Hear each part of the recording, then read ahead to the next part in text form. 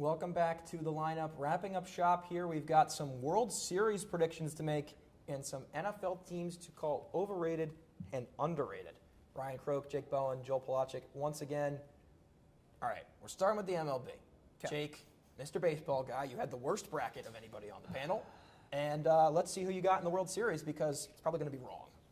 Well, I have the Dodgers in 6. We'll start on the NL side of things. The Dodgers have the best roster in baseball. They've got the best pitching in baseball, the best batting in baseball. And they're 9-1 in this postseason. It'd be one thing if they're winning these series in 6, or 7 games, but they swept the Brewers. They swept the Brewers in 4 games. They beat the Reds in the first round in 2-0 sweep, and they only lost 1 game in the DS. So the Dodgers are going to steamroll the Blue Jays. The only reason why I think Blue Jay can stay in it is because they have an elite offense.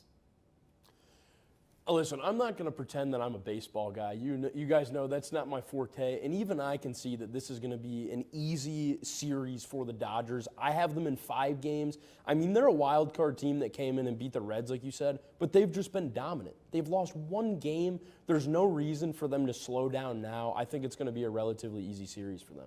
I have nothing to add. The Dodgers have the highest payroll in baseball. They're going to win the series in 5 games. I'm with you, Joel. The thing I wanted to bring up with this, I think the Dodgers win, and the person who's most upset about it is Rob Manfred. Because this Major League Baseball has to negotiate a new CBA in the spring. Mm-hmm. And the whole debate is whether there's going to be a salary cap or not. Yeah. If the Dodgers, with the most expensive payroll, steamroll everybody, beat the number 1 team in baseball, Milwaukee, in 4 games, who has one of the bottom third payrolls. Yeah. What does that say for the salary cap? The owners have a whole bunch of leverage now, with the Dodgers having the highest payroll in baseball, one of the highest payroll in baseball history, and they steamrolled everybody. Clear advantage for the Dodgers, obviously, with that payroll. I don't think it's any secret that they have it. Yeah. And I think that the players obviously want no salary cap to make sure that they're still getting paid. Mm-hmm. I think the Dodgers are going to win this series easily, and we're going to have a real interesting conversation in the spring about what happens with this CBA. There may not be a 2027 season. It's totally on the board. It is. It really is. And I think that's the most interesting storyline from this postseason. The Dodgers are going to win the World Series. There's no secret. With all due respect to the Blue Jays, money talks, money wins. That's what the Dodgers have. That's what the Blue Jays just don't. Although, don't sleep on that. Listen, the Blue Jays is because of the offense. 296 team batting average, 6 runs per game in the postseason, and they're the home team. They've got the home field advantage in the first 2 games and the last 2 games if it were to get there. So that's the only reason why I think Toronto could really take advantage. If you get the first 2 games, it really puts the Dodgers on their heels. They have to. Yes, they must. So they cannot head to LA tied 1-1. Yeah, with the implications of the Dodgers win, which we all agree on that, what happens if the Blue Jays win? What do you guys think that does for the league? I think that the players then have a lot more ammo. You can say, hey, the Dodgers didn't win. We're good. You guys can't say a salary cap's necessary. Yeah. The owners, specifically it's the Dodgers win in 5 or 4. Right. Owners have a lot of leverage to talk about when that new CBA negotiations come up. All right, moving on to the NFL. It's been a minute since we've talked about the gridiron and the professional level. Talked a lot about college football, but now we're getting into some underrated and overrated teams. Who have we been sleeping on and who have we been missing as fraudulent in the time that we've been gone? Joel, overrated team. Man, this was tough. This was really tough. I went with the 49ers. Okay. They're the first in the NFC West, and I just kind of look at their body of work. They barely beat the Saints. They barely beat the Cardinals. They just beat the Falcons by 10. They're a decent squad, but still not the best. And you know what? The Buccaneers have played a lot of teams close, and their win against the 49ers was their largest margin of victory. That's a red flag to me with how close the Buccaneers have been playing this season against a lot of not great teams, too. Sure. And I look at that, and Mac Jones, 6 touchdowns, 4 interceptions. He was balling early. Yeah, he was balling. He was balling. I'm not a Mac Jones guy, but he was balling. 6 touchdowns, 4 interceptions. I think give 49ers a lot of credit. They have so many injuries. No Fred Warner, no Nick Bosa. Brock Purdy's been in and out of the lineup. That's just the start. Their injuries are top to bottom. They haven't had a consistent receiver core all season. The only guy who's been there every week and been performing is Christian McCaffrey. He's having a phenomenal season yet again. Great to see him healthy. I mean, you could argue this team's underrated. I don't know if they're underrated. I think, again, I struggle with overrated in this because there's just so many teams that I just think that the consensus opinion's correct. Again, a tough thing for me to pick, but I think what I go back to is that they're currently first in the NFC West. Do I think San Francisco good enough to be a 500 team? Probably not, but I'm going to give them credit for being a 500 team despite their injuries. A lot of adversity. I've got the Philadelphia Eagles, the Super Bowl champions of last season. They're 5-2 with losses to Denver and New York. Listen, their two best players, Jalen Hurts and Saquon Barkley, have been underwhelming this year. Hurts, less than 220 yards per game, and while that's not terrible, you look at Saquon Barkley, only one game this season over 60 rushing yards. He's been abysmal for them, and last year he was one of the main reasons why they won the Super Bowl with a breakout season after being traded over to the Eagles from the Giants. Now, they've got a bye week coming up in Week 9, but after they take on the Packers, the Lions, and the Cowboys are all playoff contenders, and they could really go deep if they click. I mean, Jalen Hurts just had his best game of the season last week. I understand the argument here. My pushback would be I just think that they're generally understood as a team who's underperforming despite their 5-2 record. And there are plenty of people who think that this team is not a contender because of the way that they've performed.